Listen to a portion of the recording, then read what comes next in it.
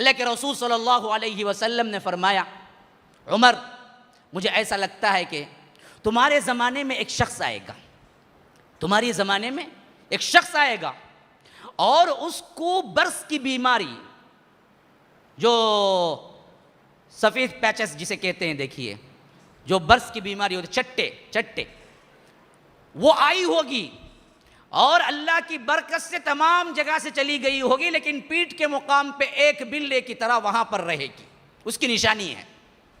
وہ آئے اور تمہاری ملاقات ہو جائے، اپنے لیے مغفرت کی دعا کروا لینا۔ لو، کس سے؟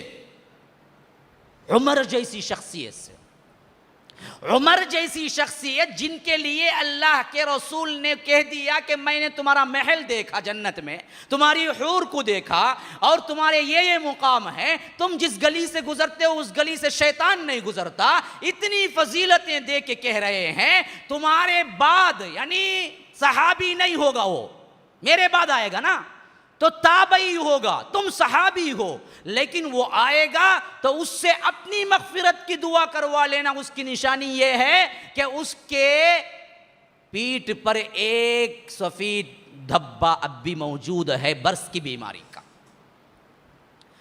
حضرت عمر کو یہ بات اپنے خلافت میں اچھی طرح یاد رہ گئی تھی۔ وہ جب بھی پورے لوگوں کو جمع کرتے حج کے موقع پر، پورے عمال آنا چاہیے تھا، تو سب کے لیے حج میں اعلان کرتے کہ بھائی کوئی ایسا شخص آیا ہے، اور اللہ کے رسول نے بتا دیا تھا کہ وہ بنو عامر سے ہوگا، قبیلہ عامر سے، اور اس کا نام اویس ہوگا۔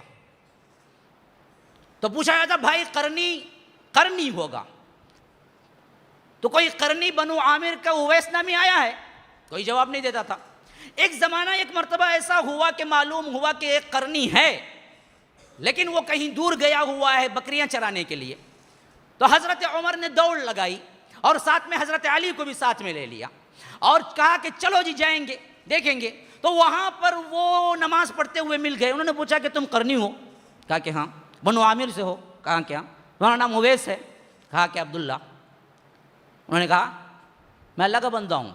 انہوں نے کہا کہ اللہ کا بندہ ہی ہے، تیری ماں نے کیا رکھا تیرا نام؟ کہا کہ اویس۔ تو پھر وہ کیوں نہیں کہتا؟ اب ان کو بھی معلوم نہیں تھا یہ کون ہے سامنے۔ اس کے بعد کہا کہ دیکھ میں امیر المومنین عمر ہوں۔ تو وہ اٹھ کے کھڑے ہو گئے، کیونکہ اس ٹائم وہ پوسٹر تو نہیں لگتے تھے نا کہ کون منسٹر ہے کون پرائم منسٹر ہے، فوٹو تو نہیں تھی، تو وہ جانتے نہیں تھے عمر کون ہے۔ تو اس کے بعد کیا ہے بڑے ادب سے پیش آئے، کہا کہ امیر المومنین آپ آنے کی کیا ضرورت تھی، میں خود پہنچ جاتا۔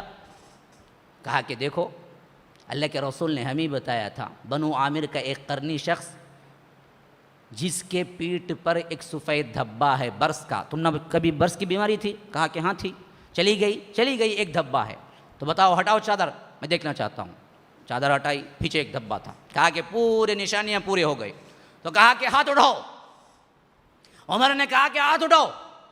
کہا کہ کیا بات ہے؟ میری مغفرت کی دعا کرو۔ وہ رونے لگے۔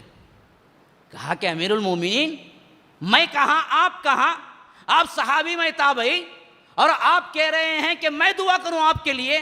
کہا کہ ہمارے رسول نے یہی کہا تھا مجھ پر کہ تم آئے تو اپنی مغفرت کی دعا کروا لینا، ہاتھ اٹھاؤ آپ کرو۔ میں نے کہا کہ کر دیتا ہوں جی، آپ کا حکم ہے، میں کیا کر سکتا ہوں، میں کر دے۔ حضرت علی ساتھ میں، تو انہوں نے کہا کہ میرے لیے بھی کر دینا بھائی ساتھ میں۔ پھر بعد میں پوچھا کہ ایسی کیا بات تھی جس کی وجہ سے اللہ کے رسول صلی اللہ علیہ وسلم نے تاکید کی تھی؟ تو حضرت اویس نے کہا کہ اللہ کے رسول کے زمانے میں تھا اور خبر بھی پہنچ چکی تھی کہ رسول ہیں، لیکن میری ماں ایسی ضعیف تھی اور میں اکیلا بیٹا تھا، چھوڑ کے نہیں آ سکتا تھا، میں خدمت کی وجہ سے صحابیت سے محروم ہو گیا۔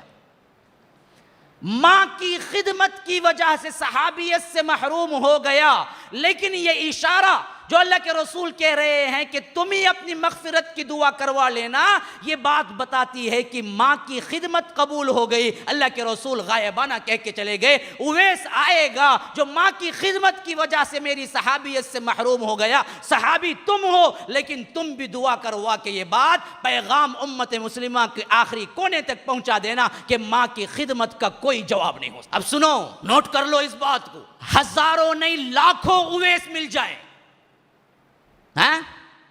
ہزاروں نہیں لاکھوں اویس مل جائیں، حضرت عمر کے ایک بال کے برابر نہیں ہو سکتے فضیلت میں. ہاں ہزاروں نہیں لاکھوں اویس مل جائیں، حضرت عمر کی فضیلت میں ایک بال کے برابر نہیں ہو سکتے.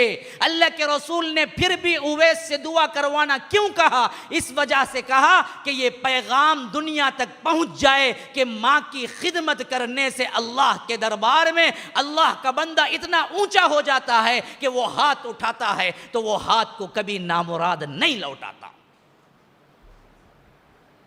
اس کی ہر دعا قبول ہوتی. آج ہم کیا کر رہے ہیں ماؤں کے ساتھ؟ آج ہم کیا کر رہے ہیں باپوں کے ساتھ؟ اللہ کے رسول احادیث کے ذریعے ہمیں کیا تعلیم دے رہے ہیں؟ نعمت سمجھو، نعمت. ایک ایک خدمت کو سعادت سمجھو، سعادت.